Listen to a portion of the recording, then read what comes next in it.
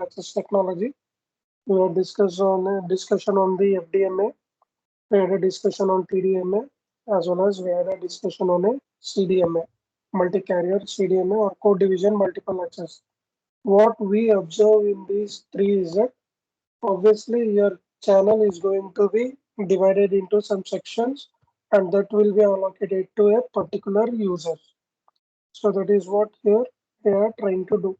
Maybe in the form of frequency or segregating in the form of time slots or using the code division multiple access. Okay, continuing to this part, so we initiated or we started with this orthogonal frequency division multiple access.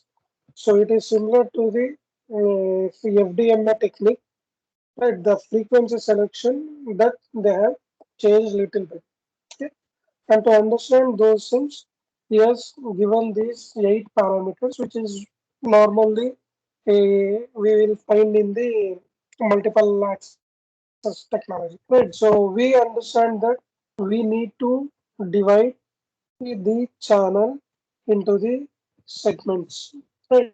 And allocate these segments to a particular user. And when we are doing this, we have to make sure the different effects of the channel interference should be minimized.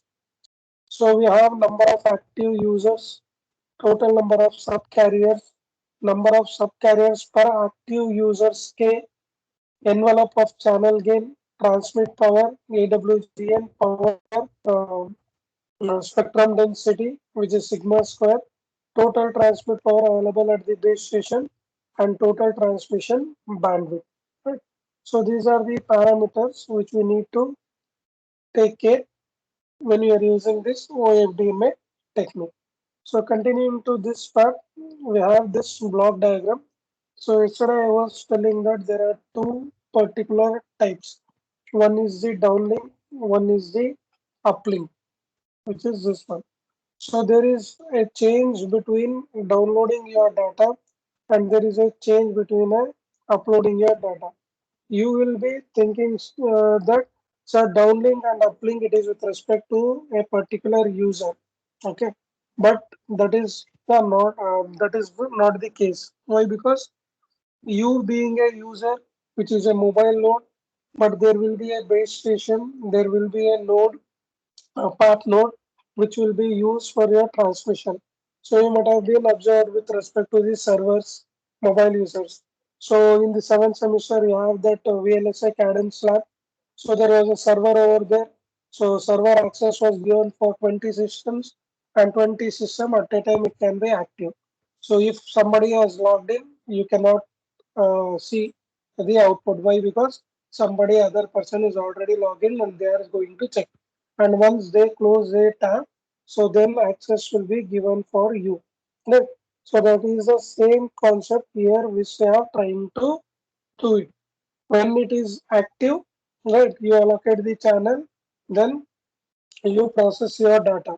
When it is not active, don't allocate. So that is the thing which will be there. Right. Again, obviously, there are two types here. One is downlink, one is uplink. So downloading the data from the server and uploading the data to the server, these are the two different tasks. And there is a possibility of getting a data directly from the transmitter to receiver that it is not possible here. See, whatever the best example is your mobile phone. And normally, when you are speaking, see now when we speak to a person who is nearby, okay, suppose say we are in the same classroom, so I don't require any device to communicate to you people. So my voice is sufficient enough, so that will be the frequency will be enough to reach to you so that you will understand. But if you are into a far, we require some device to communicate my information to you because of the distance.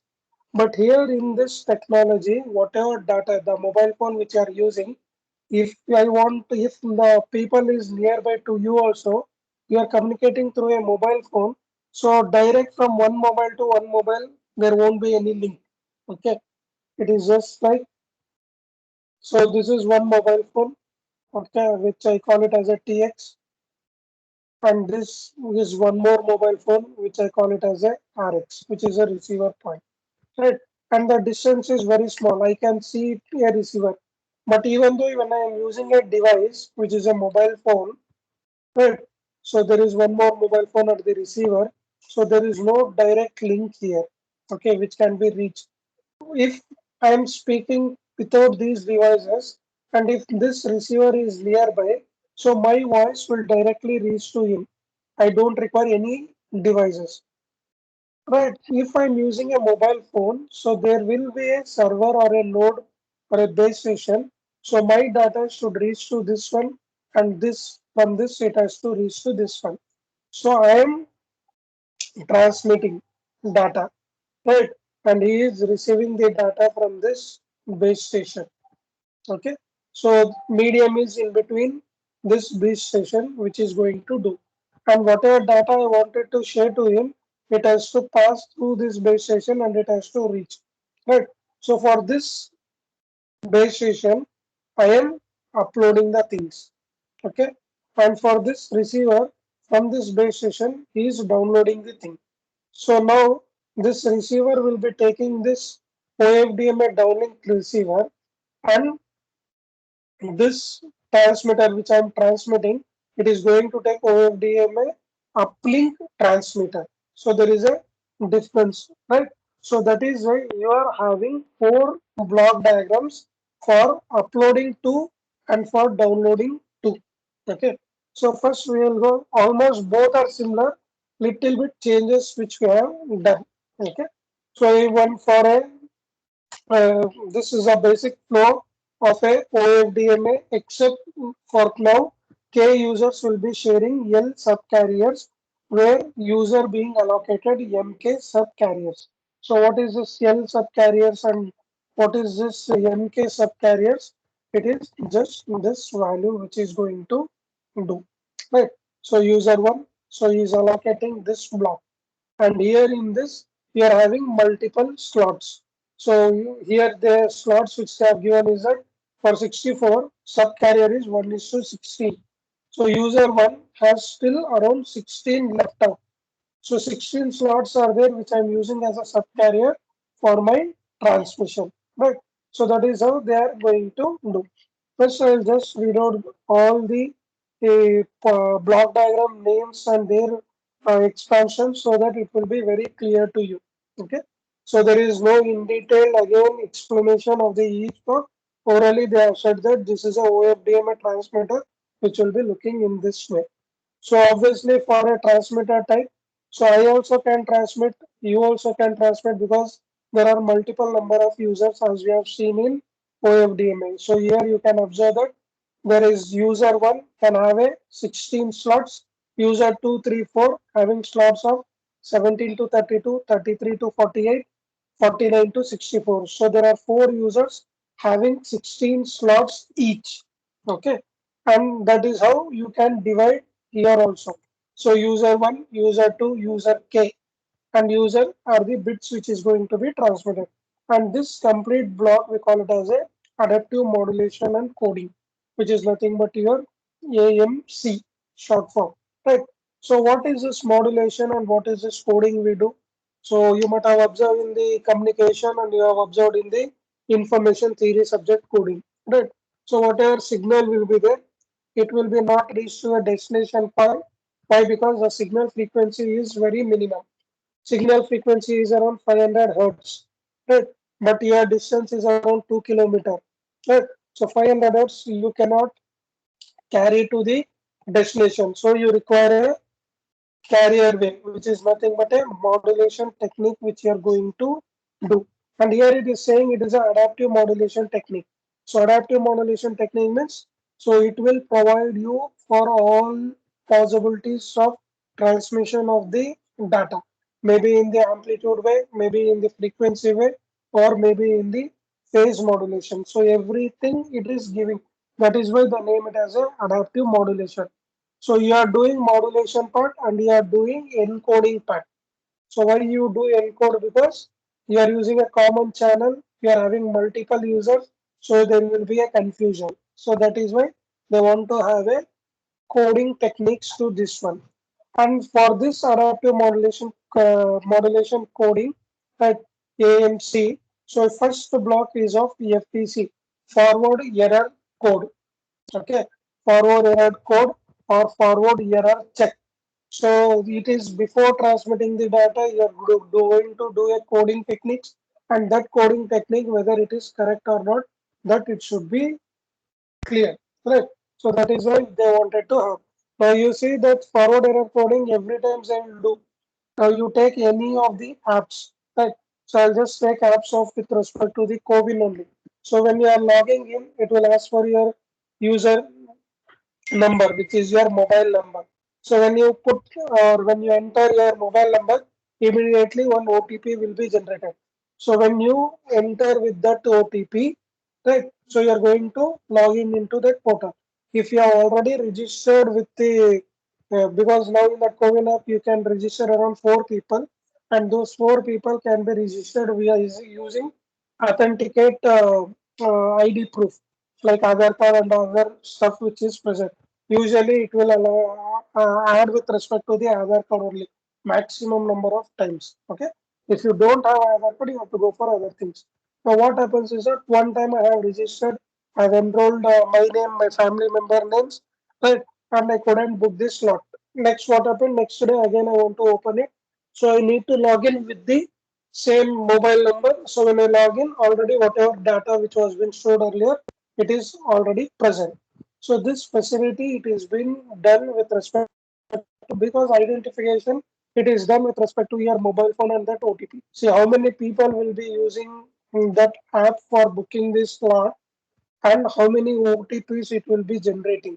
And it is a random thing. Right?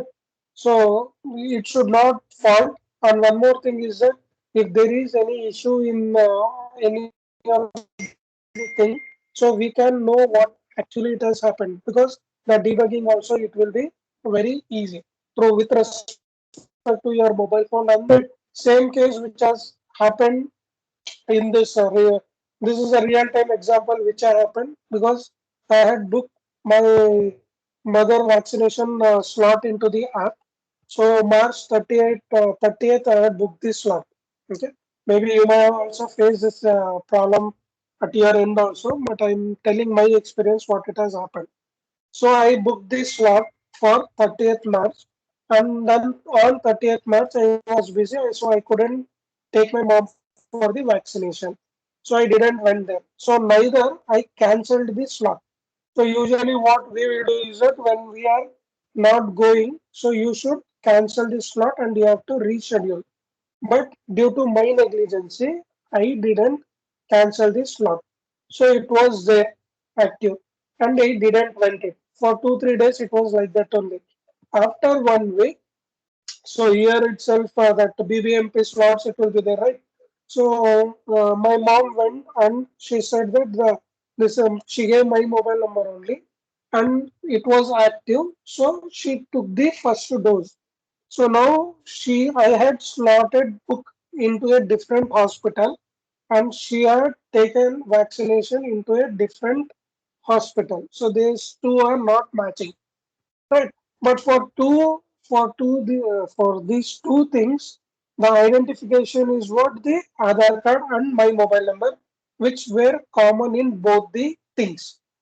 Now, what vaccination they have given, so that batch number they have updated into the first dose. Now, the software has taken that vaccination has been done for the first dose in that respective hospital which I have booked first, but I have not taken that. Okay.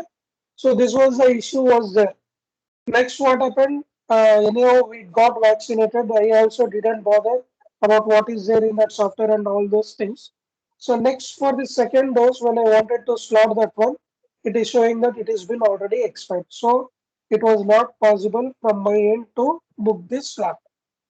So again, what I did is that again we went to that BBMP hospital kind of a thing. So said that I wanted to go for the second dose. They said that Sir, it is not showing anything. We can't do anything. Then we said, sir, I am trying to book. It is not possible from the app. So what I have to do? Then what they did is that they took one more mobile number and they registered in their new other number. They enrolled into that new mobile number and they got vaccinated. Now there is no proof of second dose taken for my mom. Why? Because I checked in my mobile phone. It is not showing. It is saying that second vaccination it has been not completed. The new mobile phone which I have taken for doing the vaccination, I logged into that from that mobile phone, and it is showing that there is no registered person for this one. So there is no authentication. After some time, when they are validating this, what validation they are doing, who has taken vaccination or not, if that is a case thing, and if they come to me, sir, you have taken first dose, but you have not taken a second dose, there is no proof for me to show that second dose is taken. Okay, so these are the issues which will be there, right? So this is a problem which we have still that software it is not completely foolproof. Okay, there will be a mismatch. If they think that if what we tell, if they accept, that is not going to happen, right? So these are the few issues which will be there like this. Okay, that is again problem with this channel and giving authentication. Your security it is not foolproof. Okay, if you want to make it as a secured foolproof, then still you have lot more problems. Like only one other card if you are entering, other things it will not take. Right. So there are many issues which will be there. So as of now, they have neglected it. It is not that much serious. Okay. But future when they ask, when they inquire with how many it has been taken, so again they need to update the software. Okay. So these are the issues which will be there, which you need to identify. In the mobile phone also, when you are using the channel resources also, still there are multiple things which they have not addressed. And if you try to address and if you patent it and if you work on that one, so it will be beneficial. If you identify one fault and if for that if you give the solution, okay, so you will be directly hired to that company. And obviously, when you are able to identify errors and you are able to debug, so no need to work into their company. You can start on your own. That is one thing which you can also do. Okay. So this is many techniques are there, many algorithms are there, right? So when I'm telling, sir, forward error correction, it is there. So you can tell which technique of error correction you are going to do, right? So whether you are going for Huffman coding, whether you are going for convolutional coding, whether you are going for cyclic coding, whether you are going for linear coding. So there are multiple types, right? And this complete circuit diagram they will not provide. If they provide, then what happens? You will try to build on your own. So they will just give forward error check block. That's all. So you want to build in. So in that company, when you join, they will come to know what circuitry it is present. So as we observe, it is just a block diagram. So that is why in project also, in presentation also, we will be clearly telling there is a difference between a block diagram and circuit diagram. Block diagram will give overview because we don't want to give exact circuit to other people so that they can build. In paper also we will do the same thing. Algorithm we will make them to write, but algorithm we will not give as a code. Code if you put, everyone can copy it. If you give algorithm, they will try to analyze and they will do. Right? So there is a difference between like this which you need to observe. Then we have QAM, quadrature amplitude modulation, modulator which is present, and combination of this modulation part and the error coding part, we call it as a ACAMC, which is your adaptive modulation coding technique. And this process should be done for every users when they want to transmit the data in the downlink thing, right? Then obviously when you have multiple data, so those data should be parallelly sent, right? Using the because we wanted to transmit the data in a different path. That is what we are doing. Transmission when it comes, so your data will be divided into subcarriers, and will be transmitted through multiple channels to reach to the destination so that it will reach faster. That is a meaning. So only you are having serial to parallel conversion. Then we have subcarrier mapper. So mapping, why you have to do is it because you need to allocate which user, what data he has sent, and I need to allocate that means I need to map it. Otherwise, it will become a mess. Okay. So that is the thing which you have to do. See, same thing which we will do. All your USA numbers, it is there accordingly 1, 2, 3, 4, 5. It is there in your classroom. But you see the project. A project, 4 people or 3 people will be there. So USN 1, 2, 3, 4, they are not making as a group. 5, 6, 7, 8, they are not making a group.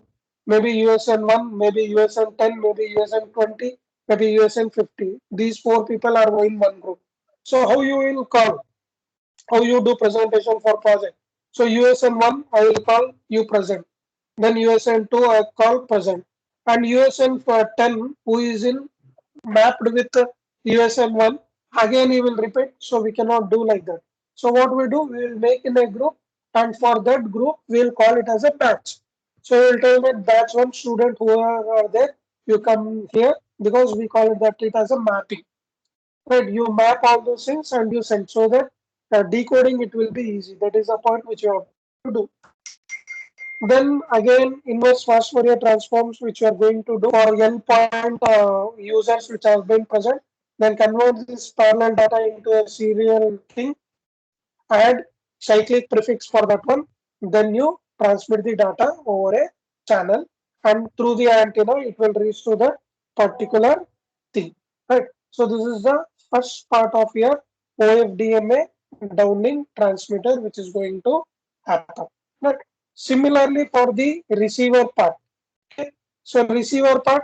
So you are going to receive the cyclic prefix and the data which has been spread from the different user. So I'm going to remove the cyclic prefix. I'm going to use serial to parallel, which is just a inverse operation what you do at the transmitter thing. Then apply endpoint FFT, demap that one, then extract that one. Then you see FEQ. It is not FEC, it is FEQ. It is frequency equalizer. So you have observed that frequency equalizer and cyclic prefix are the earlier when we are discussing the OFDMA basic part. So we do that one, we estimate that one, you quantize that one, then again uses parallel to serial, detect that one, right? Then give it to back to the user one who wants to receive that data. So this is thing which will be present at the OFDMA part of a transmitter as well as a receiver. Okay.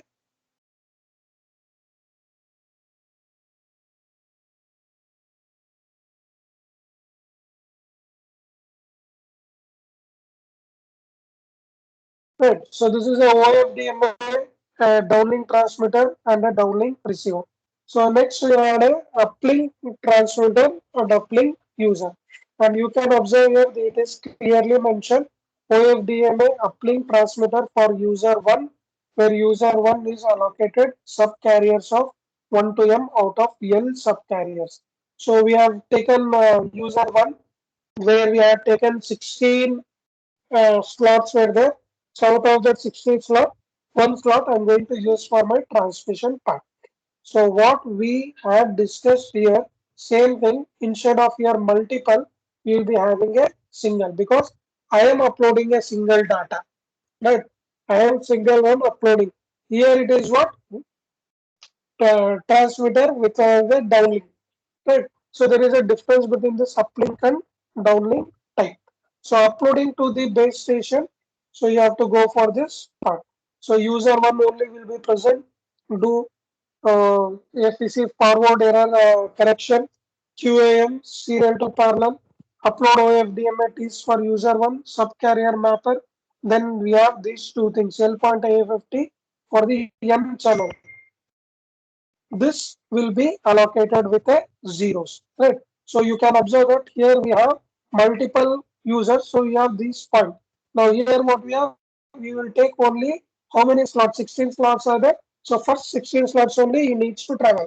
He cannot transmit data through the other channels, right? So that is why This higher nibble we are making with zeros and appending with zeros and giving slot of only 16 slot to transmit your data, right? And the process will remain still same. This is a thing. And for the receiver part, same part we are going to do. There is nothing much it is going to change. So here part what happened? Equalizer 1. So channel 1 you are using receiver. So it will be equalizer 1. So this is a difference which you can find. In the examination also they will particularly ask about OFDMA. Explain, write a short notes on OFDMA. So you should explain both downlink transmitter, uplink transmitter, downlink receiver, uplink receiver with these block diagram. Right?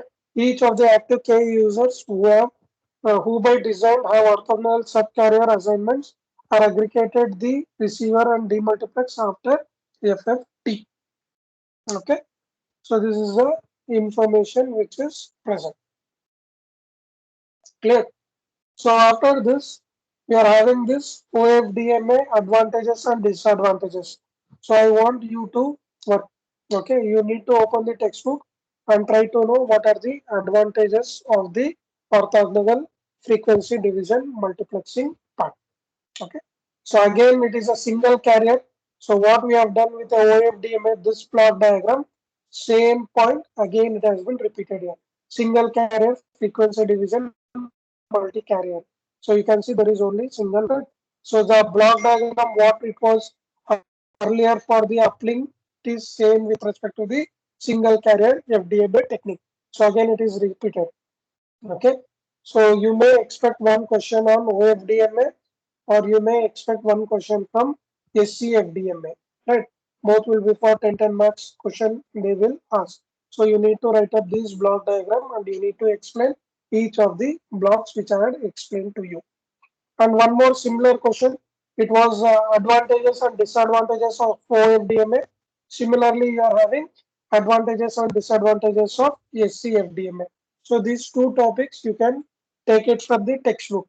I want you to open the textbook and I want you to read it. Otherwise, the material which I have uploaded, if you say the textbook is not available, you can open that one and you can observe those things. Until this point, I mean, sir, this is the last point. LTE, like any OFDMA-based standard, must specify several things in order for system to work. It must specify quantization or units of time frequency resources that can be assigned. It must specify messaging protocols that allows the mobile units to request the resources when necessary and to know what resources they have assigned both for transmission and reception. Ranging procedure must be specified so that simultaneously uplink transmission for several mobile phone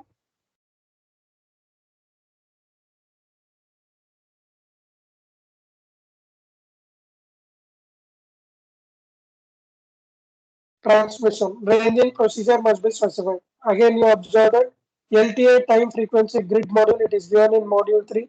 Allocation of notification and uplink feedback, it is given in module 3. Power control, which is given in the module 4.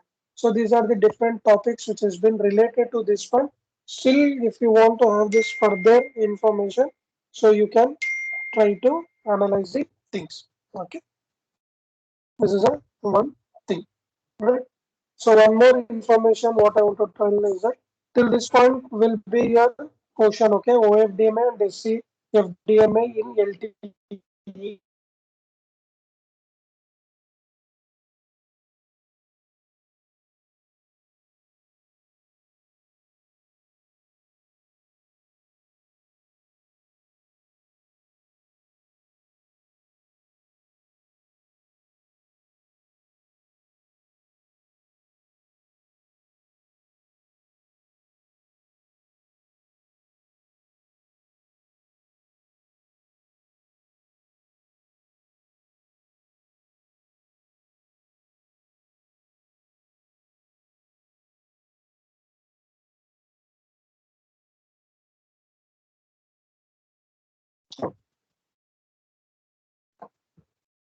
And this will be till this point will be the questions for your first year.